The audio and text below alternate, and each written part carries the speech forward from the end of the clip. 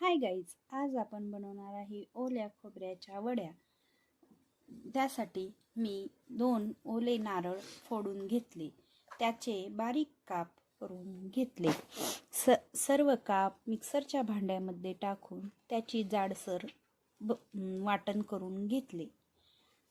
नंतर गॅसवर कढई ठेवून त्यामध्ये वाटलेले खोबरे, 1 चमचा तूप, 2 वाटी साखर टाकून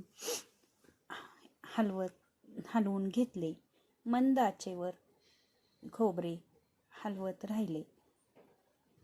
साखर विरघळल्यावर त्यामध्ये 1 चमचा वेलची पूड टाकून घ्यायची। जोपर्यंत साखर विरघळून त्याचा घट्टसर थोडा जाडसर असा गोळा होत नाही तोपर्यंत हलवत राहायचे। नंतर एका ताटामध्ये तूप लावून सर्व साहित्य त्या ताटामध्ये पसरवून घेतले।